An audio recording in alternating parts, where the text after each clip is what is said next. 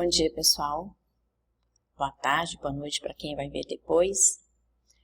Eu penso que a gente está encaminhando para o encerramento dessa série, né, que eu chamei de Cuidados com a Saúde do Trabalhador, porque é uma coisa que eu estou fazendo constantemente.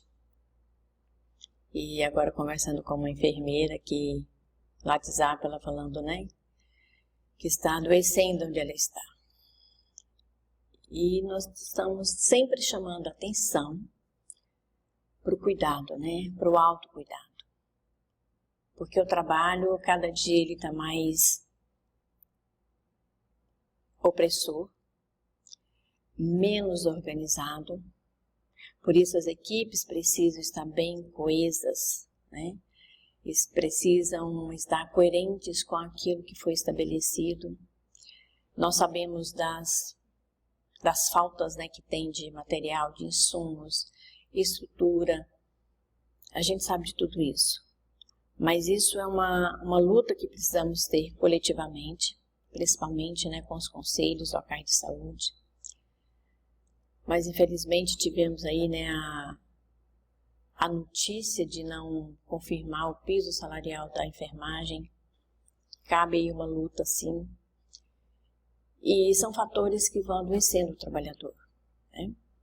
O descaso, a desvalorização, isso vai desmotivando, isso vai adoecendo tanto o trabalhador que nós temos um grande número de profissionais à beira de um burnout ou já estão nele sem perceber. Então a gente vem falando de uns 3 ou 4 encontros, né, já sobre a saúde do trabalhador, sobre como se cuidar, como encontrar estratégias, desenvolver estratégias, e nós temos percebido que muitas das pessoas não acreditam mais nisso. Mas é necessário que a gente desenvolva dentro de nós uma crença em nós mesmos. Porque nossas políticas estão bem desorganizadas, os processos de trabalho às vezes nem sempre muito claros, e aí a gente vai desmotivando para trabalhar. E vai chegando um momento que nós não sabemos se nós chegamos doentes do trabalho, ou se o trabalho, as atividades que nós exercemos no dia a dia, simplesmente trouxe à tona algo que já não estava bem em nós. Então é preciso que a gente olhe para nós com carinho, com cuidado. E todos os psicólogos, todos, né, estão bem na linha de orientar as pessoas para que se olhem, se percebam. Nós entramos tanto no automático, na execução das nossas atividades, que nós esquecemos que nós somos pessoas. E eu trabalho, né, eu faço dupla com a colega que ela sempre fala que o profissional de saúde ele é o primeiro que esquece de cuidar de si. Porque vão se comprometendo e se envolvendo tanto com a dor do usuário, do paciente, das visitas que têm que ser feitas, que as pessoas esquecem de olhar para si. É claro que tem dias que eu também não estou bem, mas eu preciso parar e perceber por que é que eu não estou bem e de alguma forma entender que eu fiz o melhor e claro, me esforçando para isso. Porque às vezes tem pessoas que acham que estão fazendo melhor, mas não estão seguindo o mínimo, né? Vamos encontrar muitos colegas nas nossas equipes de trabalho dessa forma. Mas o que eu quero chamar sempre a atenção é de que com todas as dificuldades que nós temos, nós precisamos cuidar de nós. E aí a gente vai procurando estratégias, né? Nós acabamos prescrevendo para os nossos pacientes coisas que nós não estamos fazendo por nós. E eu me utilizo muito como exemplo, né, quando eu entro num processo, num quadro de ansiedade, é que eu estou comendo, sem saber por que eu estou comendo, né? E depois o estômago vai me reclamar isso, então eu preciso me perceber dessa forma. Por que eu estou perdendo o sono às madrugadas? Porque são fatos que vão acontecendo e às vezes a gente não dá importância. E eu tenho ouvido muito das pessoas, isso vai passar. E eu costumo dizer, vai passar mesmo, mas para pior. Muitos dos quadros que hoje são crônicos, eles começaram simples. E a gente não prestou atenção, não se percebeu e sempre querendo demonstrar que está forte, que está bem, vai repetindo mentalmente, vai passar. Mas não vai passar para melhor. Porque todo agravo que acontece conosco, ele tem um motivo, ele tem uma causa e a gente precisa perceber quais são esses motivos e quais são essas causas. Às vezes nós não vamos conseguir combatê-las todas, mas um percentual sim. E é nesse combate saudável às causas e os motivos que estão nos levando a adoecer, eles precisam ser observados, porque muitas vezes eles são o nosso mote de mudança, de transformação. É claro que na rede como nós estamos hoje, exigindo sempre mais e mais do profissional que está na assistência diretamente, às vezes torna-se um pouco difícil, mas não é impossível. Tanto que não é impossível que nós temos observado algumas mudanças em algumas pessoas. Vai ser diferente de pessoa para pessoa? Com certeza. Nós somos únicos, nós somos diferentes. E às vezes um fato que para mim pode ser mais tranquilo, para o outro pode ser adoecedor e vice-versa. E a partir do momento que eu começo a perceber que eu estou adoecendo, eu consigo compreender o adoecimento do outro. Porque nós estamos vivendo sempre na contramão um do outro. Mesmo que nós somos um grupo de trabalho, nós estamos longe de ser equipe. Por que isso? Há 2 semanas eu participei de um curso nesse sentido. E foi interessante a gente perceber que nós somos um grupo bem preocupado, sim, com os resultados, nós vamos trabalhar, nós vamos nos preparar, mas equipe, às vezes falta alguns processos e algumas características que a gente não consegue ainda estabelecer. E nós precisamos estar atentos para isso. Porque quando eu não consigo me sentir na equipe ou no grupo, a minha tendência é afastar, me sobrecarregar, ou me afastar e deixar que o meu colega se sobrecarregue. E temos encontrado alguns casos bastante interessantes nesse sentido, das pessoas irem para o local de trabalho, mas não trabalham. E aí essa pessoa não percebe que está adoecida, ela não pede ajuda e o grupo vai achar que ela realmente não está doente e que ela está aproveitando, que ela não quer trabalhar, e aí cria-se um clima de uma instabilidade gigante. Então a gente precisa entender que fator de proteção pode ser tudo aquilo que me tira do adoecimento. Desde que essa crença eu não esteja criando um outro adoecimento. Por exemplo, alimentação excessiva, álcool e droga, medicação em excesso, automedicação, porque às vezes, quando a gente fala que todos são estratégias de proteção, a pessoa vai começar a tomar medicação de uma forma desregulada. Ou, se ela tem uma prescrição médica, ela abandona o tratamento porque ela acha que ela não precisa daquele tratamento. Então, sempre eu digo, e a gente aprende isso na vida, todos os extremos são prejudiciais para a nossa vida, para a nossa carreira, para nós pessoas, para quem está à nossa volta.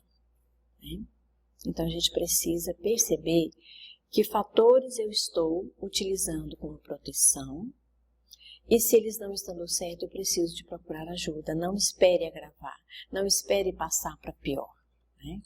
Porque muitas vezes o que me adoece está bem ali pertinho de mim. O ambiente de trabalho, as atividades realizadas, relações trabalhistas, né? A gente percebe no nosso meio público, né, do serviço público, às vezes é mais fácil me afastar, pegar uma folga, né, e caminhando devagar. Em outros segmentos, não.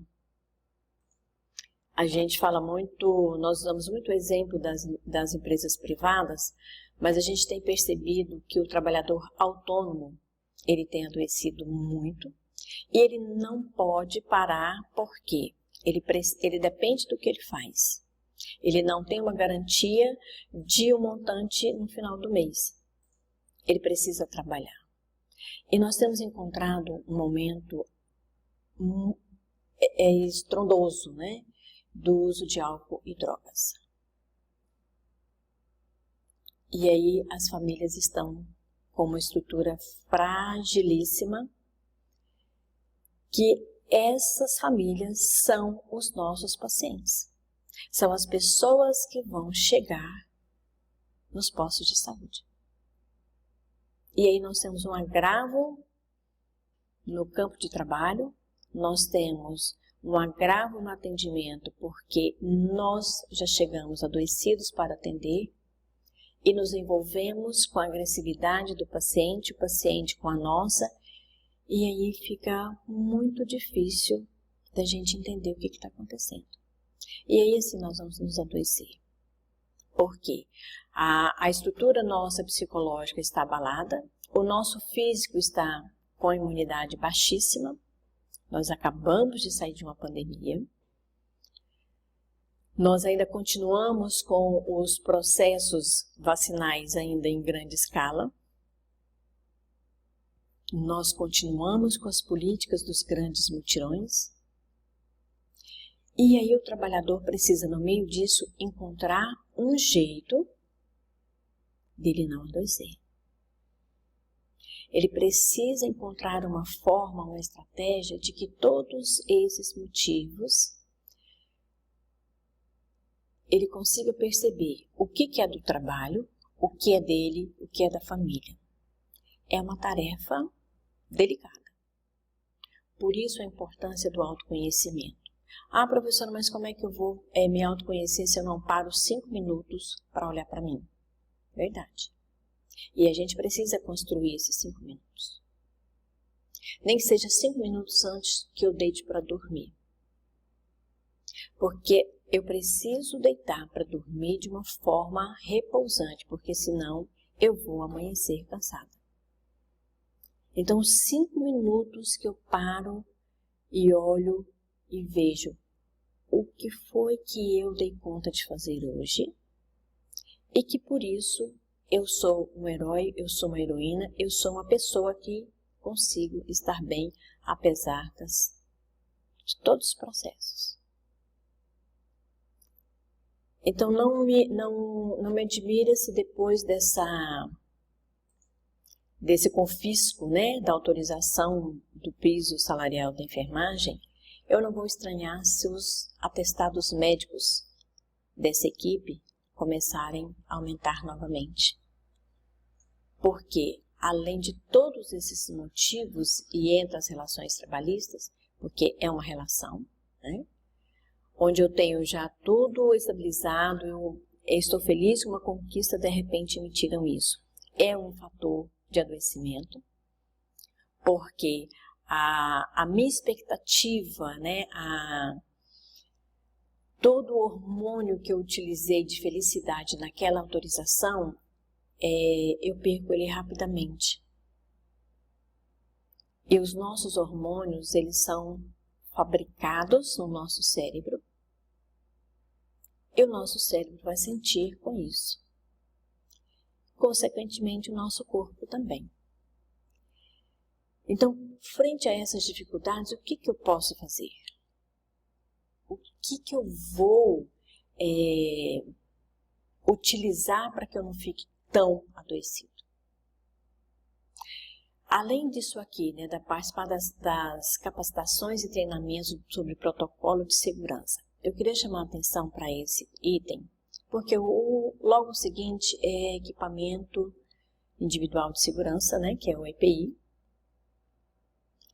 Quando nós somos convocados para uma reunião online, para uma capacitação, para uma informação sobre vacina, procedimentos, comunicação interna, mudança de sistema de alimentação dos dados, nós sempre encontramos um tempo. Por quê? Porque é uma convocação. Então eu preciso estar em frente à tela, prestando atenção em todas as informações que eu estou recebendo. Mas o que me chama a atenção é que quando esse convite, né, é para eu parar 30 minutos, 40 minutos e olhar para as minhas emoções, eu não vou. Eu acho perda de tempo, eu acho que vai resolver, é muita conversa, é muito blá blá blá, mas é isso mesmo. Porque numa tela onde nós vamos falar sobre a saúde do trabalhador, no sentido de se olhar, se perceber, se conhecer, não tem medicação injetável, não tem medicação oral, que em 30 minutos eu resolvi isso. Achei interessante que numa das salas virtuais que nós fizemos há uns 15 dias, uma colega trouxe para a gente a informação de outras pessoas que não entravam porque era muita conversa e não resolviam. Resolve, mas a medicação é você. Nós não vamos oferecer online uma medicação que você ingira, seja aplicada e vai resolver todos os seus problemas. Não. Quando nós estamos falando de uma capacitação para um treinamento de autoconhecimento, sou eu comigo. Não é o outro que vai olhar para mim e vai dizer o que eu tenho que fazer. Porque o outro não sabe do que eu preciso. Eu sei. Ah, mas isso é muito difícil. Sim. Ninguém disse que é fácil. Mas não é impossível. É um processo constante. Vamos pegar o uso do psicotrópico, né? Há quantas pessoas, né? Milhares de pessoas que utilizam psicotrópicos há anos. Às vezes tenta fazer um desmame, não consegue, volta, mantém dose mínima, porque ela precisa dessa medicação em nível cerebral, mas ela precisa também entender as emoções em nível cerebral, em nível corporal, em nível transcendente, para que essa medicação faça o mínimo de efeito. Porque a gente sabe que a medicação ela vai entrar no nível orgânico cerebral, vai diminuir a nossa ansiedade, vai diminuir a nossa tristeza, a nossa prostração. Mas e aí? Como é que eu faço com isso? Eu preciso ter um suporte psicológico, um suporte além da medicação, para que eu consiga prevenir os agravos à minha saúde. Porque senão eu não consigo entender por que eu estou adoecendo. Às vezes a pessoa fala para nós assim, eu quero sair dessa unidade porque esse ambiente está me adoecendo. Vamos parar para pensar um pouquinho como é que está a rede. Não é só aquela unidade. Às vezes eu não estou dando conta de conviver com alguém do grupo, às vezes eu não consigo lidar bem com a gestão, mas não é só o espaço. Porque nós vamos encontrar outras pessoas em outros locais que também vão pensar e agir diferente de nós. E isso é uma prevenção de agravos à própria saúde quando eu consigo entender que o outro vai pensar e agir diferente de mim.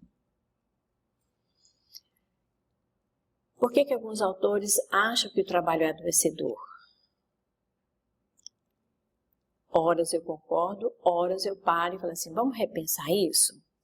Porque senão, nós não vamos conseguir nos adequar em nenhum ambiente, porque todos os ambientes nós vamos ter pressão, opressão, dificuldade de relacionamento, tanto que um dos próximos temas que nós vamos falar é sobre comunicação não violenta. Nós estamos numa violência tamanha que a gente está se agredindo sem se perceber. Porque a gente não se percebe. Então nós não sabemos quando estamos nos agredindo, quando estamos nos amando, como estamos nos protegendo. E a gente espera que isso aconteça de fora para dentro. Desculpa informar para vocês, mas não funciona. É igual em relacionamento, né? Eu espero que fulano... Não, agora eu encontrei uma pessoa e eu sei que ele vai me feliz. Não vai. Não vai porque, primeiro, quem se faz feliz somos nós. O outro não tem essa responsabilidade e nem essa tarefa. E mesmo que ele tivesse, ele não sabe do que você precisa para ser feliz. Tem gente que acha que para ser feliz precisa sair comprando, mas logo ele entra num processo de tristeza porque ele sabe que a fatura do cartão vai virar altíssima e que aquele momento de satisfação de compra é efêmero. A parcela do cartão de crédito não. Ela é perene, né? Ela está ali, porque nós compramos, nós vamos ter que pagar. É assim uma relação capitalista no mundo que nós vivemos. Tem pessoas que vai estar feliz num novo relacionamento. Só que daqui a pouco, passada a expectativa da novidade, nós começamos a perceber os defeitos do outro e o outro perceber os nossos defeitos. Lá se vai mais um momento de felicidade. Então, às vezes, nós precisamos entender que normas e regras dentro das unidades é uma prevenção de agravo à saúde física. Por isso, o uso adequado de vestimenta. Já estamos encontrando muitos colegas que não têm os mesmos cuidados que nós tínhamos há um ano e meio, 2 anos atrás, quando estávamos no ápice da pandemia, onde havia óbitos, grande número de adoecimentos, nenhuma vaga de internação. Só que passou esse período, a vacinação deu uma aliviada nas nossas almas e nas nossas doenças físicas, só que se voltou a praticar o que se praticava antes. Isso não é prevenção. Isso é falta de alto amor, de autocuidado. Quando eu vou cuidar de algum paciente, eu não tenho cuidado de lavar as mãos? Ou deveria, porque senão nós vamos ter uma propagação de infecção como nós tivemos. A mesma forma.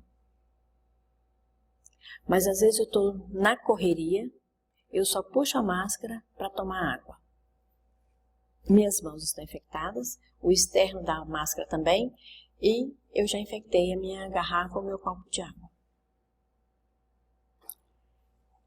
Então, comece a entender que a prevenção de agravos da saúde, nós temos políticas públicas que têm essa obrigação, embora às vezes meio deficitária. Mas nós somos os nossos doutores, nós somos os nossos curadores. E se eu não consigo me curar sozinha, eu preciso de ajuda. Não é assim quando a gente precisa de um médico?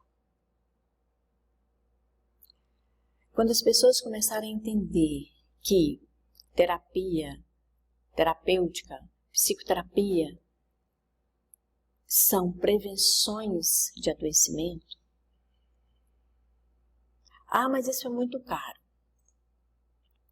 Tem alguma, durante a pandemia, né, e pós-pandemia, sempre teve profissionais que têm essa facilidade de fazer uma negociação, preço a valores sociais. Mas parem e olhem um pouquinho para vocês. Porque esse montante ele precisa fazer parte do orçamento.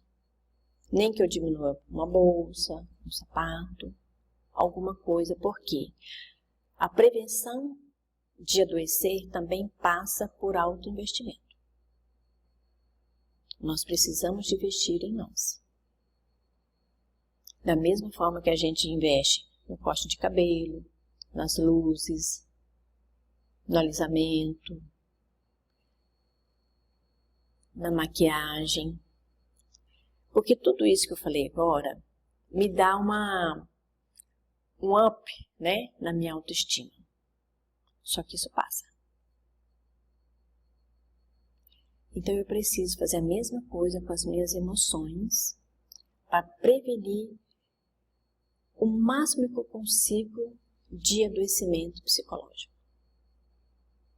Já comentamos aqui, né? Nunca se falou tanto em transtorno bipolar.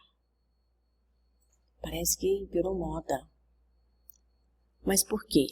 O processo de ansiedade está tão aflorado que eu gasto toda a minha energia num processo de ansiedade e depois eu esmoreço num processo depressivo.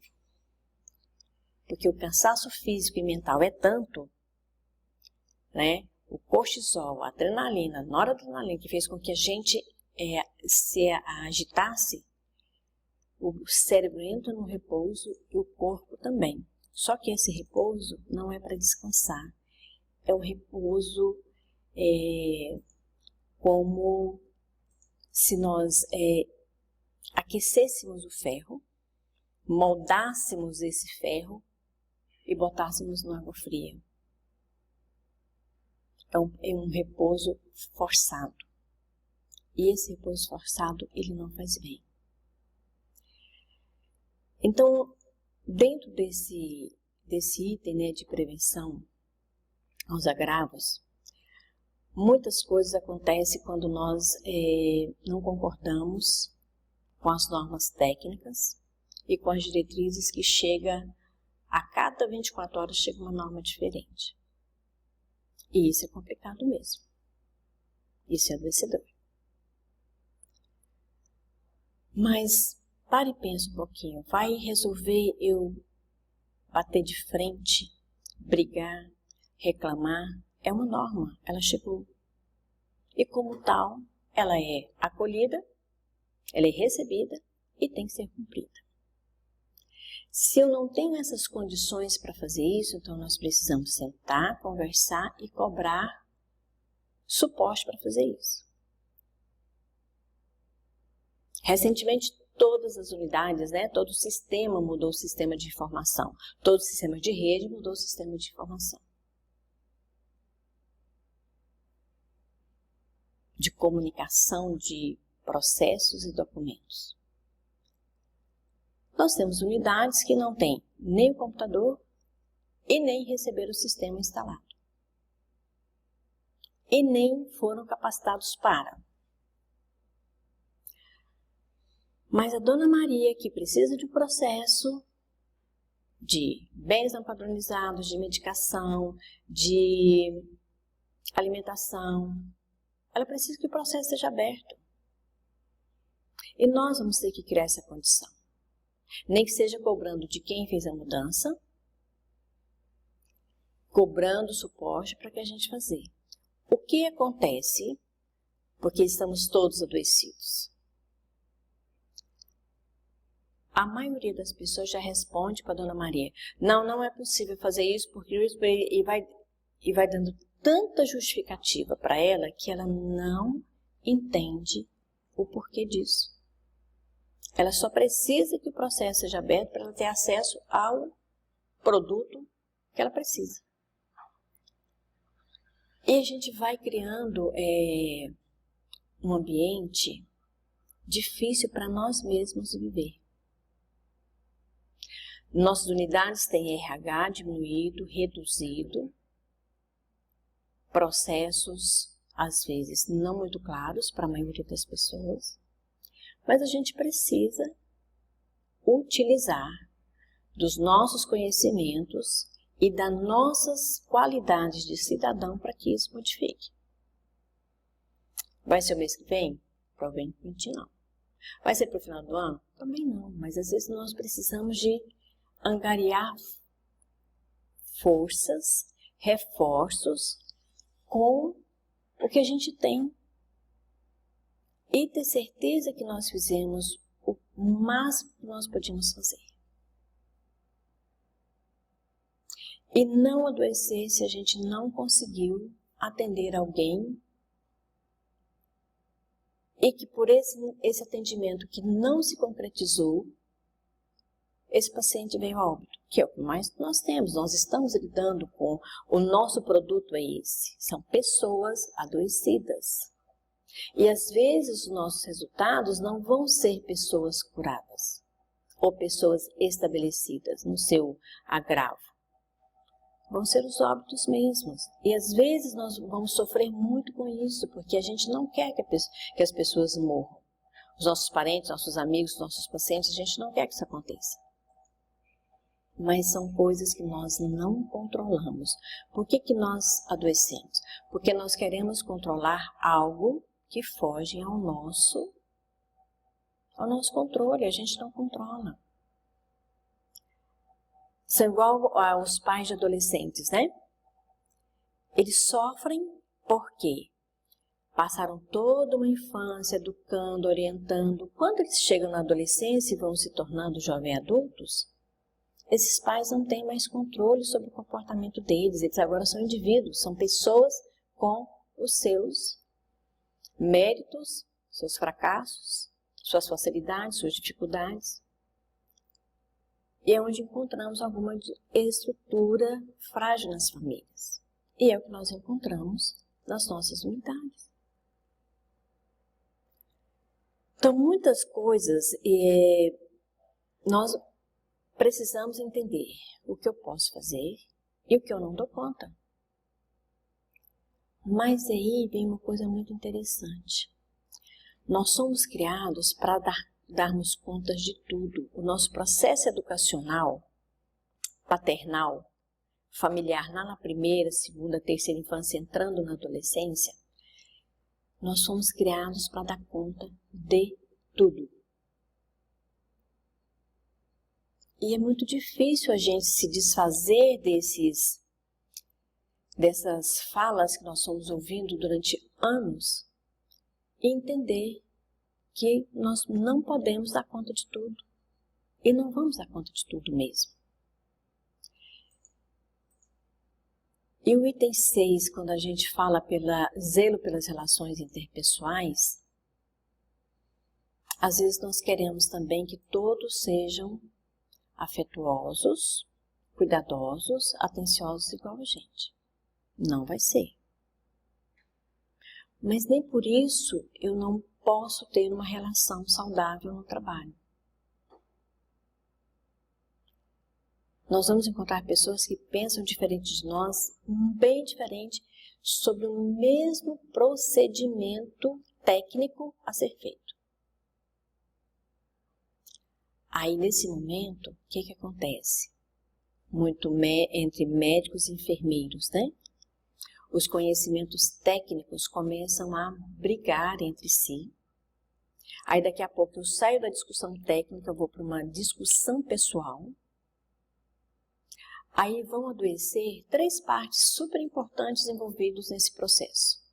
O médico, a enfermagem, seja técnico, seja enfermeiro, e o paciente, o usuário dessa relação. Porque os nossos pacientes, eles esperam o resultado das nossas relações técnicas.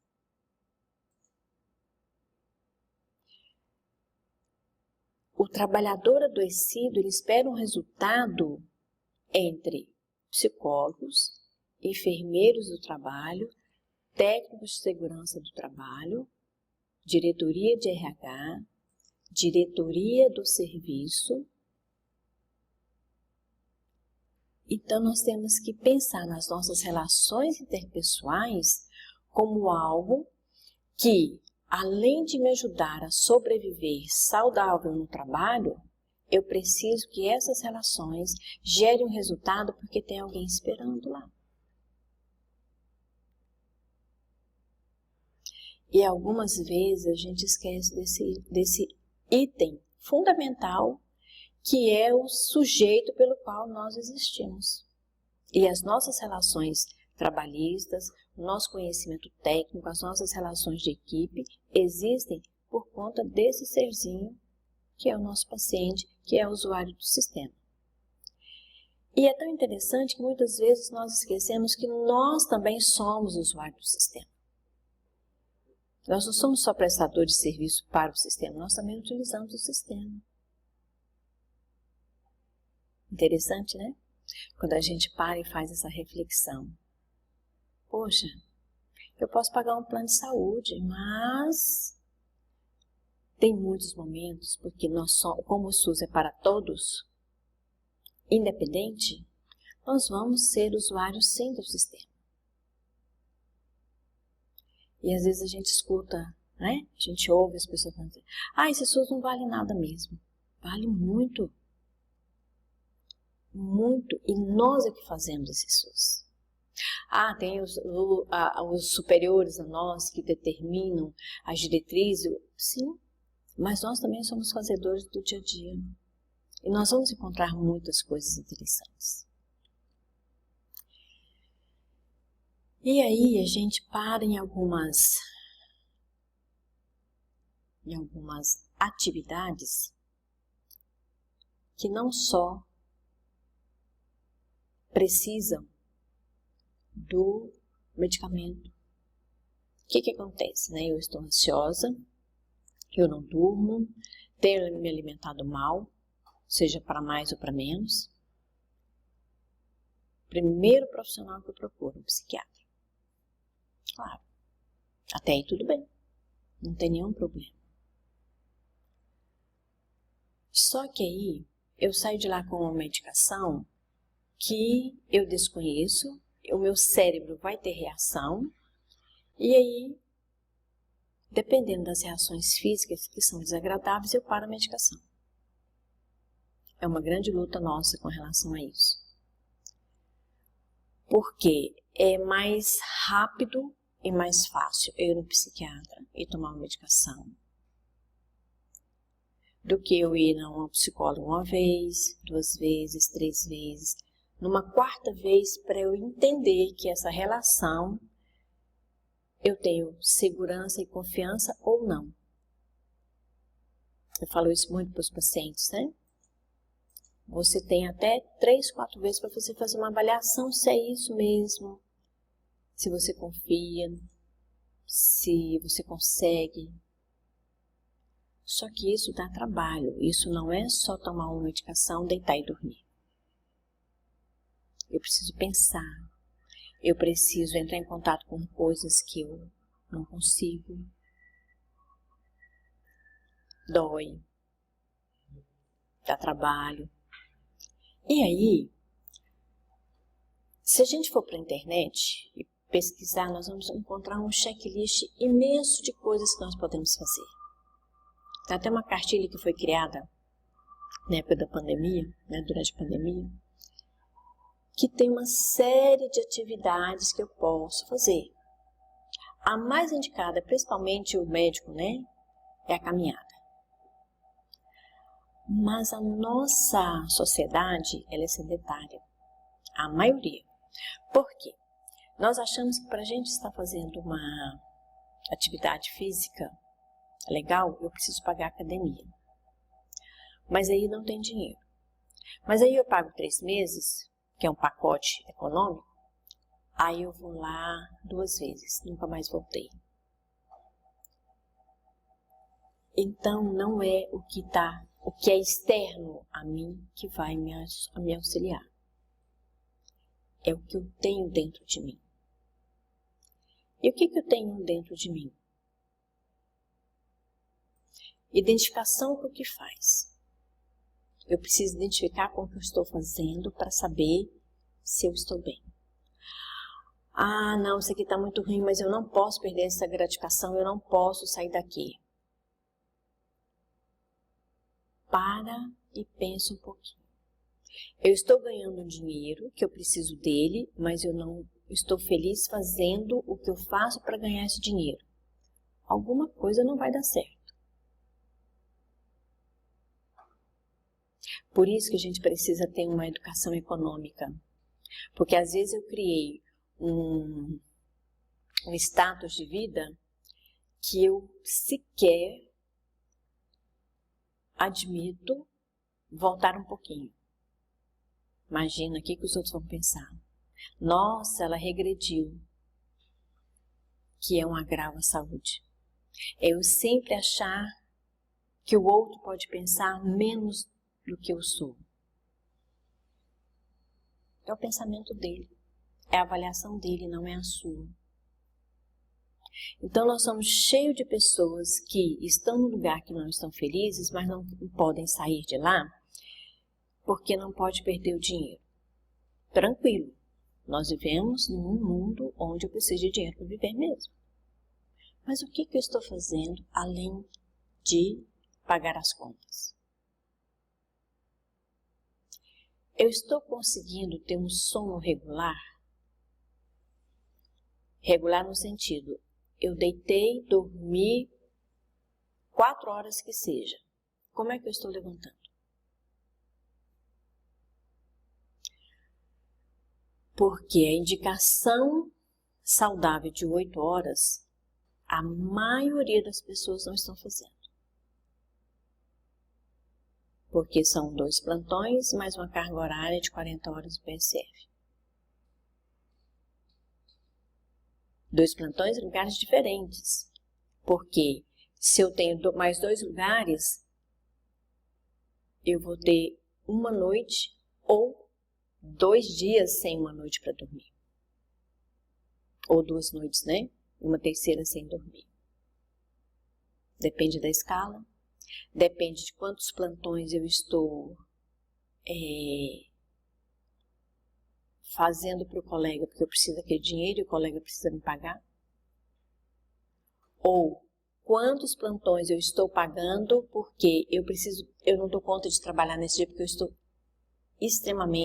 extenuada ou extenuado. Aí eu pago alguém para fazer para mim. Só que aquele alguém que comprou meu plantão também vai se extenuar. E aí, eu sei que vocês não vão gostar do que eu vou falar. Aí não é só questão do piso salarial. Porque mesmo que eu tiver o piso salarial autorizado novamente, eu vou sempre manter essa rotina, porque foi um status que eu criei e eu não consigo sair dele. Consegue, com um esforço e um empenho muito grande no sentido de que eu preciso cuidar da minha pessoa. Eu preciso estar com a minha família com um tempo de qualidade. A gente precisa pensar nisso. Eu tenho motivação para ir para o trabalho? Ou quando o relógio desperta, eu não estou falando de um cansaço, não. Eu estou falando daquela vontade de não sair da cama. E não é um dia ou outro, são todos os dias. Preste atenção nesse sentimento e nesse comportamento. Ele pode estar te dizendo: cuidado com o seu cérebro. Cuidado com as suas emoções. O que é motivação para o trabalho? É o mesmo sabendo de todas as dificuldades que eu vou encontrar, eu me sinto útil em fazer alguma coisa lá. O primeiro sinal de que algo não vai bem com a nossa saúde emocional é o sentimento de não ser útil no trabalho. Ah, se eu faltar, não vai acontecer nada. E aí, já está agravando porque eu não estou pensando na minha colega que ficou sozinha. Porque eu não estou lá. Então, eu preciso me sentir útil, nem que seja para ajudar quem está lá, para auxiliar quem está lá, para fazer algo para que a equipe caminhe. Construção dos vínculos. Como é que eu estou construindo os meus vínculos? Eu passo por onde eu trabalho, eu passo pela minha família e quando eu chego eu já estou tão cansada, extenuada que o meu contato com quem está em casa é agressivo ou justificado pelo cansaço que eu estou sentindo. Ou eu espero que quem está em casa entenda que eu estou cansado, que eu estou nervoso, que eu não quero conversar, que eu vou tomar banho, que eu vou me alimentar, que eu vou dormir. Ou meus filhos, eu preciso ainda de cuidar da casa, de fazer uma alimentação para os filhos, ajudar os filhos nas tarefas. Então a gente precisa pensar nisso. Embora eu precise do dinheiro, eu preciso entender que mecanismos eu estou utilizando para me fortalecer quando eu não estou mais com essa fortaleza. O que me deixa bem? Sentimento do dever cumprido. Eu preciso, quando eu me sinto útil, eu sinto que eu cumpri o meu dever. Eu posso até não ter determinado material para fazer um procedimento, mas eu fui útil ao acolher, ouvir aquela pessoa, orientar aquela pessoa.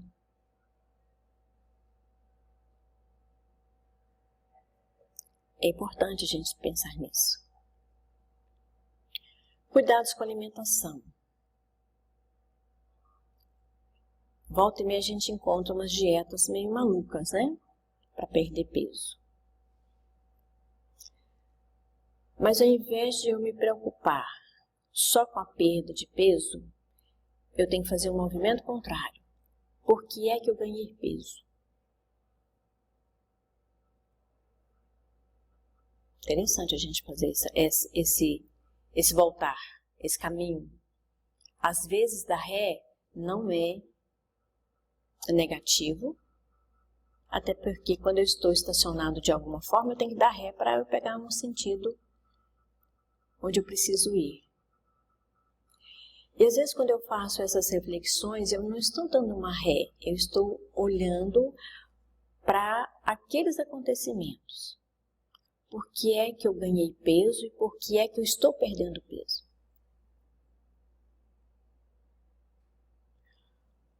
O famoso transtorno bipolar, ela tem essas duas polaridades. Ou eu como demais ou eu como de menos. Eu durmo demais ou eu durmo de menos. Tudo é extremo. Por isso que é bipolar, é de um polo no outro. Então a gente precisa entender o que é que eu estou fazendo com as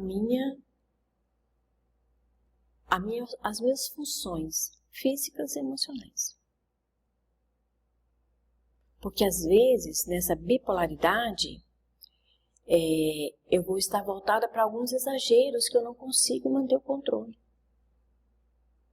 Aí vem uma medicação, ok, a medicação baixou essa compulsão criada no cérebro, desenvolvida lá nos hormônios,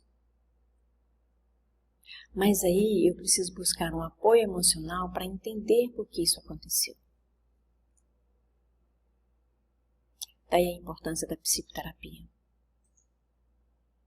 Daí a importância de buscar um auxílio profissional do comportamento, das emoções, da mesma forma que eu busco um auxílio médico.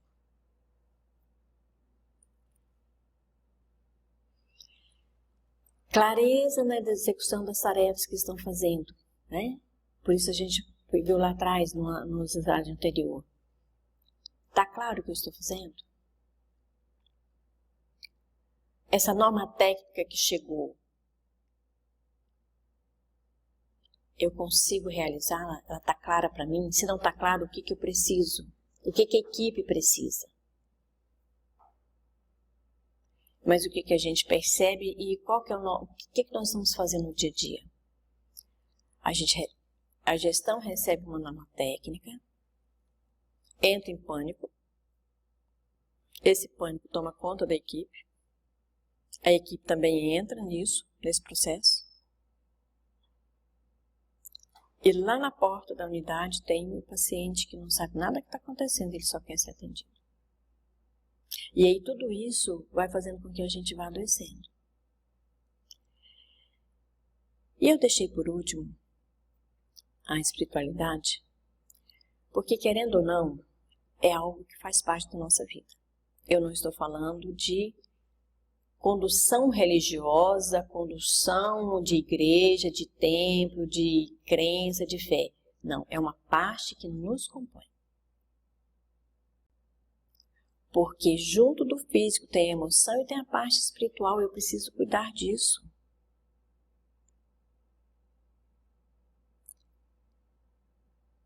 Não estou dizendo se é para ir na igreja, se é para rezar, não é isso. Às vezes, eu ajudar alguém num trabalho voluntário, que não tem nada a ver com a igreja, não tem nada a ver com o meu trabalho, é eu cuidar da minha parte espiritual, que fiz algo que não estou esperando nada em troca. É o olhar para o outro, é fazer pelo outro algo que eu não preciso receber para isso. E nem ser aplaudida, e nem ser reconhecida, mas é eu me dispor para fazer algo. É eu me dispor para uma meditação de 5 minutos. Mas meditação mesmo, é para parar e começar a pensar nos boletos, na fatura, nisso, aí você vai sair dessa parada de 5 minutos pior do que quando entrou nessa parada de 5 minutos.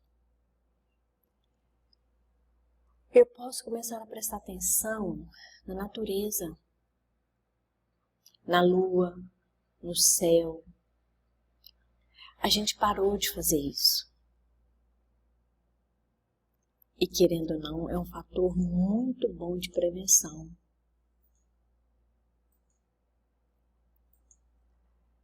Às vezes nós moramos em prédios, né? Fica mais difícil. Mas quando eu estou saindo para o trabalho, ao invés de eu brigar com aquele motorista que ou me cortou, ou que tem uma pessoa mais lenta na minha frente, eu olhar para o céu. É eu perceber que existe vida até naquele que me cortou, ou então aquele que está na frente, me fazendo perder o sinal verde e ele vai parar no sinal amarelo e eu não consegui passar. É eu perceber que tem vida do lado.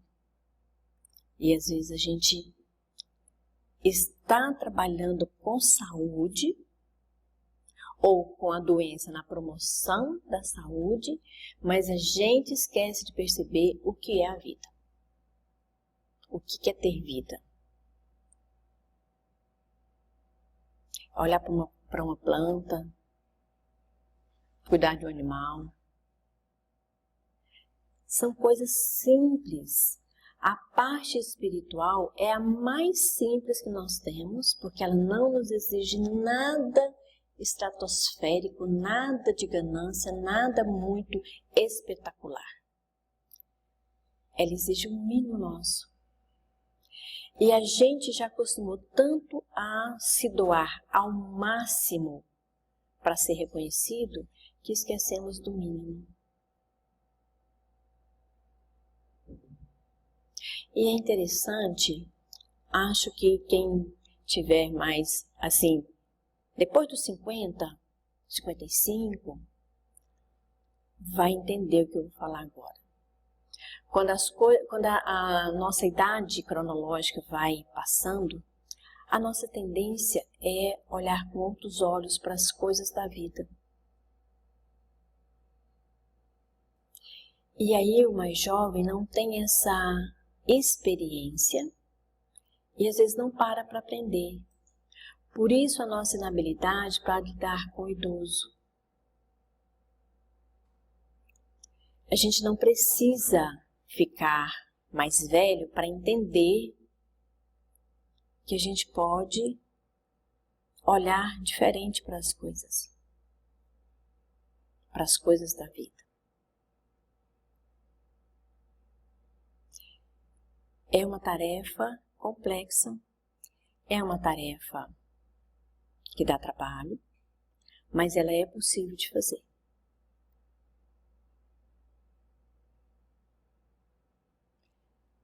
Quando a gente tem os filhos, os netos ou crianças por perto, pré-adolescentes, a gente quer ensinar isso para eles, porque a gente já aprendeu. E nós vamos encontrar nas equipes de trabalho, nas famílias, alguém muito próximo na doação, no cuidado, alguém muito disperso. Mas a gente precisa conviver com as diferenças, mas a gente não precisa ser diferente do que nós somos para sermos aceitos pela maioria. Esse exercício também tem custado caro. Não no sentido financeiro, mas no sentido emocional. No sentido que eu preciso me ver naquilo que eu faço. Principalmente naquilo que eu faço para a minha pessoa. Nos cuidados ou nos descuidados.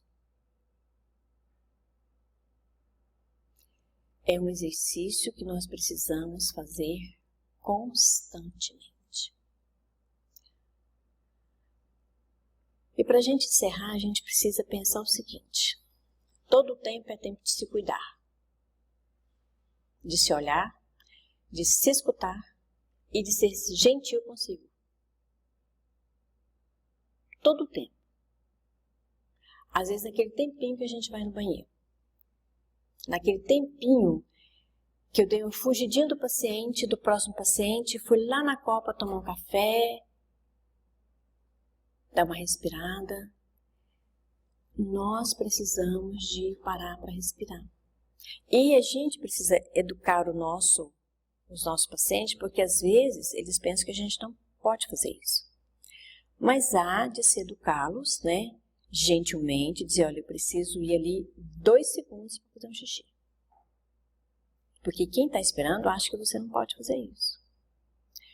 Porque tem alguns coleguinhas também que às vezes para 30 minutos, 20 minutos, e realmente vai chamar a atenção de quem está esperando.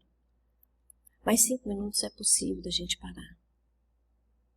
Porque senão nós vamos chegar no final do dia com o sentimento do dever cumprido, sim, mas às vezes com um sentimento de raiva, porque não parou, porque não comeu direito, uma dor física porque não está bem. Aí o sentimento do dever cumprido não está bem, não está bom. E a gente precisa cuidar de nós com a mesma perseverança que a gente cuida do outro. Agora há de se pensar, se eu não estou cuidando bem do outro, eu também não estou cuidando bem de mim. Essa frase dá para a gente pensar outra aula, outros 40 minutos ou mais. Porque às vezes a gente fala assim, não, eu vou cuidar do outro, eu vou fazer o melhor para o outro, mas eu preciso também fazer o melhor para mim. Isso não é egoísmo, isso é autocuidado. Mas se eu não estou cuidando bem de mim, eu não posso cuidar do outro porque é incoerente.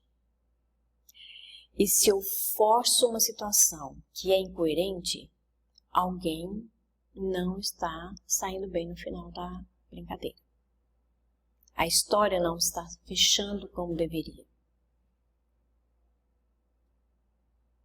Por isso, tantos afastamentos psiquiátricos, tantas pessoas infelizes, tantos pacientes não atendidos como deveria. Então, que a gente possa pensar nessas colocações no sentido de sermos melhores, não para sermos reconhecidos como os melhores, mas sermos melhores para nós. Porque quando a gente precisa e quer ser melhor para ser conhecido, talvez o caminho não seja bom, talvez a gente sofra no final. Mas quando eu faço para ser reconhecido por mim, a avaliação é minha. A avaliação não é do outro no sentido de achar sempre alguma coisa negativa. Agora, uma coisa interessante. Não se avalie como se você fosse a pior pessoa do mundo. Porque senão está errado também. Se a sua autoavaliação está mais negativa do que positiva, faça um recolhimento, uma reflexão, peça ajuda profissional. Não ajuda para uma pessoa que talvez ela vai esparramar a sua confiança para as pessoas.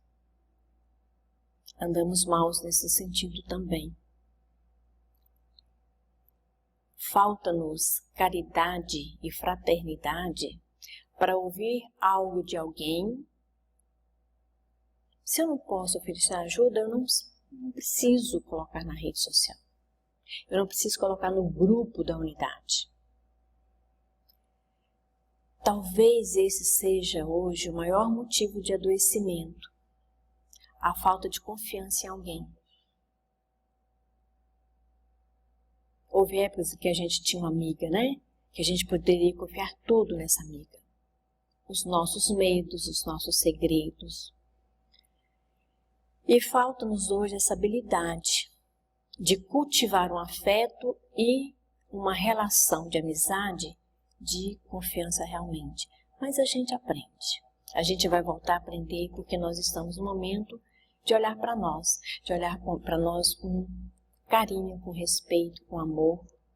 E se cada um de nós fizermos isso, a convivência em grupo ela fica menos competitiva, menos agressiva, menos desconfiada e com resultados melhores. Muito obrigada. Boas reflexões. Continuemos.